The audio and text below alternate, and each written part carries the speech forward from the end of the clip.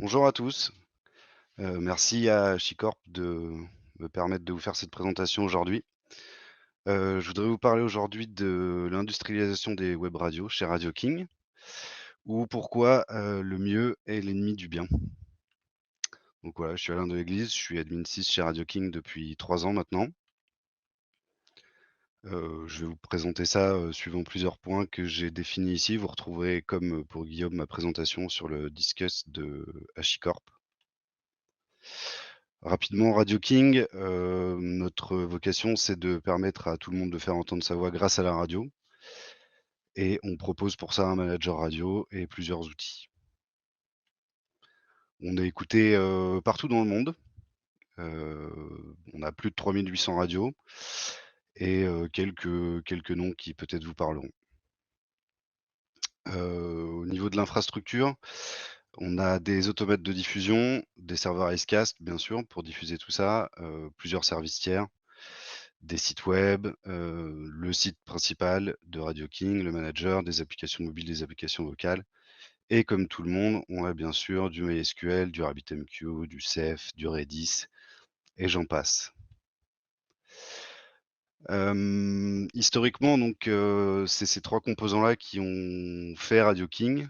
Bien sûr la web radio, des sites et des players et on s'est très vite rendu compte que, des contraintes qui sont amenées par la diffusion en live sont très différentes de celles d'un site web. Je veux pas, minimiser les sites web, mais ce qui est sûr, c'est qu'une web radio, dès que c'est coupé, les auditeurs se déconnectent et c'est fini.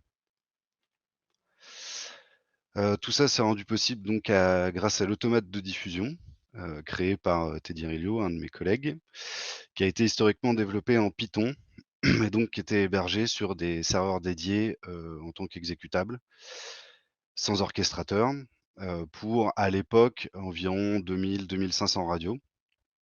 De fait, dès qu'il fallait toucher à quelque chose, sur les radios, vous l'imaginez, c'était assez compliqué et c'était même parfois assez dangereux. Pas de problème aussi, il y a pas d'orchestrateur, on n'a pas d'orchestrateur, de problème. Tout ça, ça a pris fin, quand on s'est dit: «Là, il serait temps d'industrialiser tout ça», heu, puisque, c'était assez dur de savoir, dans quel état exactement était une radio. Est-ce qu'elle était démarrée? Est-ce qu'elle diffusait correctement? Est-ce qu'elle faisait ce qu'elle avait à faire? Est-ce que c'était le bon planning qu'elle était en train de diffuser?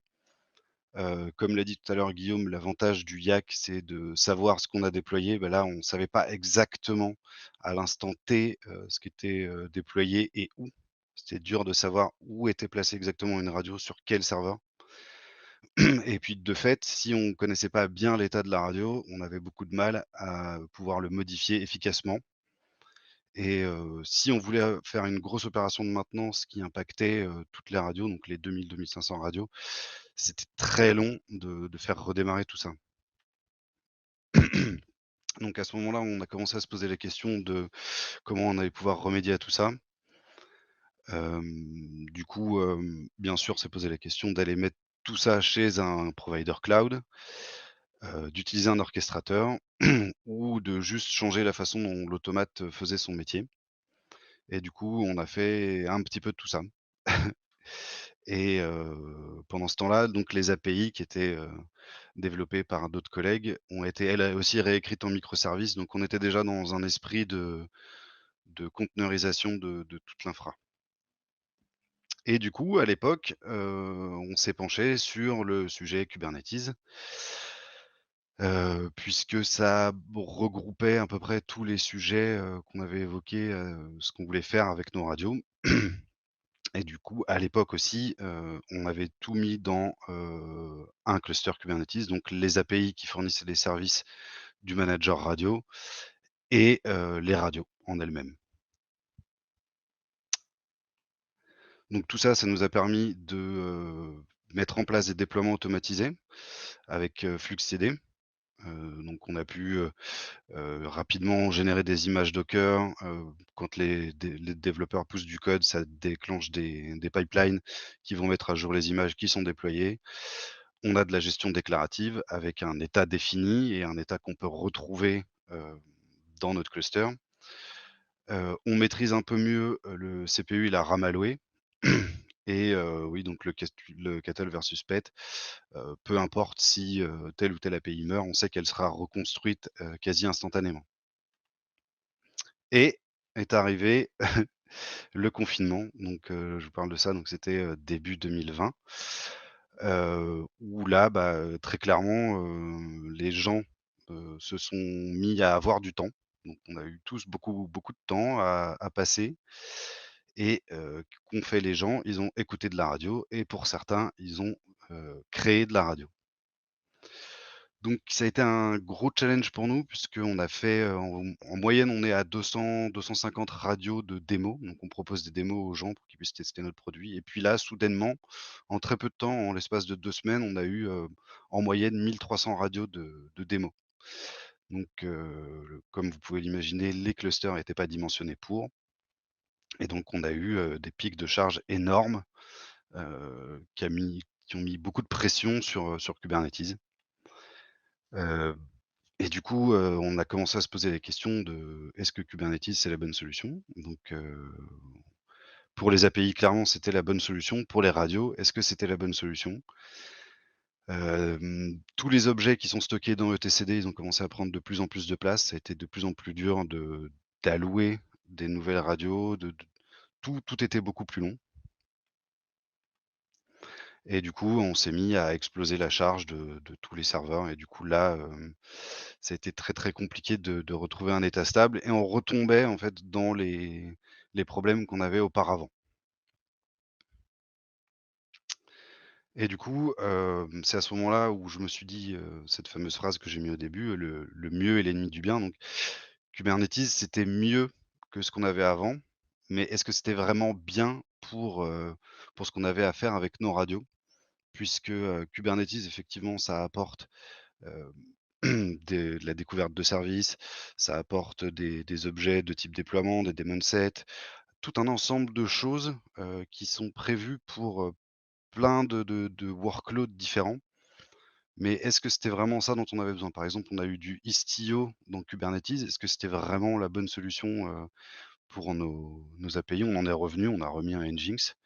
À ce moment-là, on était plutôt, je pense, dans le creux là de la désillusion, par rapport à Kubernetes, pour nos radios, notamment parce que oui, pour rajouter un node au worker, enfin un worker au cluster, c'était assez compliqué et assez long et du coup, pour suivre la charge qui a explosé des radios, ça a été très, très compliqué. Du coup, tous ces objets d'API, qui existent, dans etcd, dans Kubernetes, ont, comme je l'ai dit, pris de plus en plus de place et ça amène quelque chose d'autre, c'est que pour, débugger quand il y a un problème qui se passe, je ne sais pas si vous êtes déjà allé lire, les logs de Kubelet, c'est très verbeux, du coup, c'est très compliqué, même quand c'est renvoyé dans un ELK ou un outil comme ça, à parser, ça reste assez compliqué. Hem Et puis, oui, les mises à jour de Kubernetes, sont assez nombreuses et pour les suivre, il faut, rester à jour, il faut lire la documentation, il faut modifier les déclarations qu'on a faites en utilisant la nouvelle syntaxe, en utilisant les nouveaux objets. C'est quasiment un travail à plein temps que de maintenir un Kubernetes, quand quand il est hébergé par nous-mêmes comme on l'a fait, on-premise.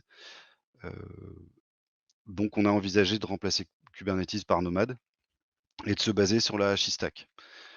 Du coup, c'est là où j'en viens enfin à HashiCorp. Je vous ai pas oublié HashiCorp. C'est qu'on s'est basé donc sur, l'écriture, la définition de l'infrastructure en YAC avec Terraform. On a pu, stocker, tous les secrets, toutes les données sensibles dans Vault, qui sont très peu nombreuses pour les radios. On a, de la découverte de services aussi avec Consul, mais très largement simplifié puisque ne s'enregistrent dedans que, les serveurs nomades, les workers nomades, les serveurs Consul et les agents Prometheus qui sont installés un petit peu partout et Nomad en lui-même et c'est fini, on n'en parle plus, tout est opérationnel. Ce sont de simples binaires Go qu'on vient déposer sur des machines qui sont installées avec, l'OS qu'on veut dessus. et puis un moteur Docker pour, faire tourner nos images et cette simplicité au final, suffit largement à faire ce qu'on a besoin de faire. Et puis, donc pour piloter tout ça, enfin pour piloter nos radios, Teddy Rilliot, encore lui, a développé un opérateur qui à l'époque, s'occupait de manipuler l'API de Kubernetes et qui aujourd'hui s'occupe de manipuler, l'API de Nomad, qui est bien plus simple, pour faire ce qu'on a besoin de faire. Donc pour déclarer un job, le donner à manger à Nomad et dire à Nomad: «Bah, déploie-moi ça où on veut». Juste le rôle d'orchestrateur qu'on avait demandé à la base à Kubernetes qui s'est transformé en plein d'autres choses. Hem, du coup, on utilise le back-end Key-value de Consul pour stocker les objets de Vault et pour fournir le clustering automatique de Nomad. Donc, aujourd'hui, Nomad, c'est, 3 serveurs qui sont installés sur des VM, sur des clusters Proxmox, qui s'enregistrent toutes seules dans Consul et des workers qu'on vient installer là sur des machines dédiées, qui viennent aussi s'enregistrer dans Consul et qui se mettent automatiquement en cluster. Donc c'est très rapide. À monter une machine, ça va très vite et on a rapidement plus de capacité de compute, donc de CPU et de RAM pour faire tourner des radios très vite pour, pouvoir, éventuellement absorber d'autres pics de charge si on vient à avoir encore un confinement. Ce que je souhaite pas, mais ça peut arriver et l'avantage de ça aussi, c'est que, Consul, vu qu'il est agnostique, il va pouvoir aussi venir enregistrer plein d'autres types de services qui vont pouvoir être utilisés par les radios si jamais on veut amener, des nouvelles fonctionnalités. Aujourd'hui, on s'en sert notamment pour enregistrer Prometheus, mais on pourrait imaginer, d'autres types de services ou, même rajouter directement les ressources, tierces qui sont utilisées par les radios pour les ajouter. Du coup, on a bénéficié de tout l'environnement HashiCorp pour ça. On utilise une pipeline très simple pour, seulement l'opérateur. Alors j'appelle ça un opérateur, ça vient de Kubernetes, mais je ne sais pas s'il y a un nom pour Nomad. On se base donc sur l'event qui va, prendre des templates HCL, les rendre et les donner à manger à Nomad. On va donc déployer facilement des nouvelles versions de notre opérateur. On a encore une fois de la gestion déclarative puisque ce ne sont que des HCL qui sont, donnés à manger à Nomad qui sont, stricto sensu, comparables à du code Terraform. Encore une fois, on a toujours le cattle versus pet où, là aussi on peut détruire très facilement des radios. On peut détruire aussi très facilement des workers nomades, même des serveurs, puisque, n'importe quelle autre machine peut venir s'enregistrer en tant que serveur et du coup remplir le rôle de celui qui vient de mourir. Plus facilement qu'un un master Kubernetes qui lui, s'il meurt, c'est très compliqué et puis pareil, on a, de la rationalisation des ressources où, là on utilise aussi, des requirements pour les radios, et on sait exactement à quel moment vont être, consommées nos ressources. Maintenant aussi on compte, s'appuyer sur, ce qui nous est fourni par les outils de HashiCorp pour aller plus loin, notamment le scaling multi-régions. Aujourd'hui, on utilise une région qui est déclarée. Heu, à l'intérieur de celle-ci, on a tous, nos serveurs, tous nos workers qui sont déclarés. Donc ce qu'on compte faire, c'est de faire ça, mais en multi-région et de, fédérer tout ça en un seul gros cluster, mais où chacun des blocs n'est pas, dépendant de celui d'à côté. Donc qui pourrait être aussi, détruit à l'instant T et toutes ces ressources être, complètement, redirigées vers une autre région et de fait, aussi, ne pas avoir de vendor lock-in. Alors, j'aurais pu le mettre aussi entre guillemets puisque, bah, du coup, on va utiliser des produits HashiCorp, mais vu que c'est des blocs quasiment sans comparables à du Terraform, ça pourrait être, en fait, déployé n'importe où, d'autre. On pourrait mettre du Consul ou du Nomad ou du Vault chez AWS, chez, GCP, ce serait exactement monté de la même façon. Donc voilà, pouvoir faire ça, en fait, dans chacune des grandes régions sur chacun des continents, déployer, cette Hashi-Stack et être au plus près des auditeurs. Puisque, avoir une radio qui est au plus près de l'auditeur, on baisse la latence et on baisse aussi la prise de direct pour l'animateur si jamais il veut, diffuser en direct. ce qui est quand même bien plus appréciable, ce qui fournit une qualité de service qui est bien supérieure.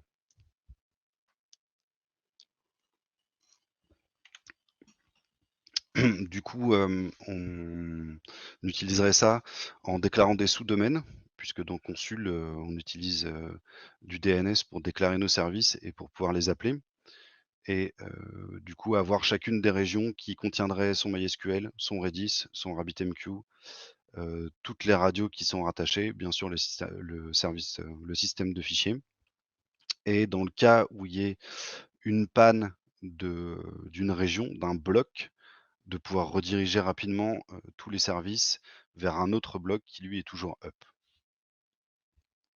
Je vais juste vous partager rapidement mon autre écran.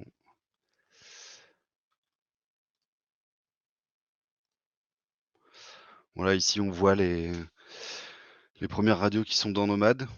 Donc, c'est l'avantage de Nomad, c'est que c'est très simple, c'est très très rapide. On peut, rapidement voir l'état d'un job, voir les allocations qui tournent à l'intérieur de ce job. Hem et en fait, voilà, c'est ça, c'était ce que je voulais dire aujourd'hui, c'est que c'est très simple et ça suffit, en fait. Demain, je veux mettre à jour Nomad, je prends le binaire Nomad, je le remplace, je le redémarre et voilà, c'est à jour, en fait et c'est en ça que peut-être, Kubernetes aujourd'hui, ça suit la hype, c'est sûr, mais est-ce que parfois c'est pas trop? Est-ce que c'est pas trop complexe?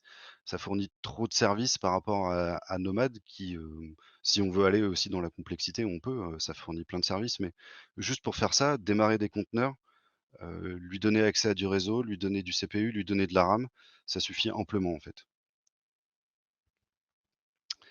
Je peux aussi vous partager, Consul.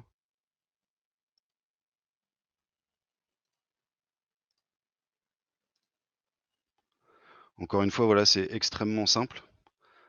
C'est, juste les services de Vault, les services de Nomad, les nodes exporteurs Prometheus qui sont déclarés et du coup, voilà, ça suffit en fait. Heu, Pas besoin d'aller chercher, des outils, donc je pense notamment à Rancher parce qu'on s'est servi de Rancher.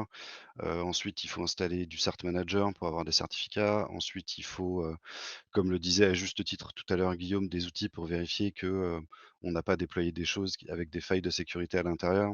Est-ce que, est-ce que mon cluster, j'ai mis Canal dedans? Est-ce que j'aurais pas dû mettre Cilium? Est-ce que, enfin voilà, là tout est extrêmement simple et du coup ça suffit en fait. Il y a pas besoin d'aller chercher beaucoup plus loin pour avoir quelque chose de fonctionnel rapidement.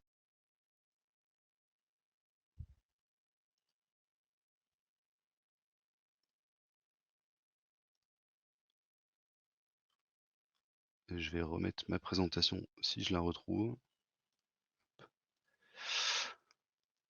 Voilà, du coup, pour conclure là-dessus, donc moi j'avais pas, spécifiquement de code à vous montrer, de choses. C'était plutôt pour parler de ça en fait, de se dire, des fois il y a des choix d'infra qu'on fait, qui sont très impactants et qui vont, emmener pour très longtemps, votre infra sur une piste, dont on va aussi mettre beaucoup de temps à revenir. Hem, donc je parle, moi, dans mon équipe infra, on est un, c'est-à-dire moi. Du coup, si, demain je propose à mon manager quelque chose et qu'on l'emmène très loin, bah, ça impacte moi, mais ça impacte aussi tous nos clients, ça impacte, le service et du coup, pas d'affect. Voilà, donc moi je sais que j'ai bien aimé la technologie Kubernetes parce qu'elle m'a permis de pareil, de rapidement pouvoir déployer des objets dedans, mais j'en suis revenu et aujourd'hui je pense que pour ce que j'ai à faire, si c'était à refaire, j'utiliserais que Nomad en fait, pour la simplicité, pour, la facilité de déploiement et pour la légèreté aussi. Un worker qui démarre avec Nomad dessus, c'est presque vide en fait.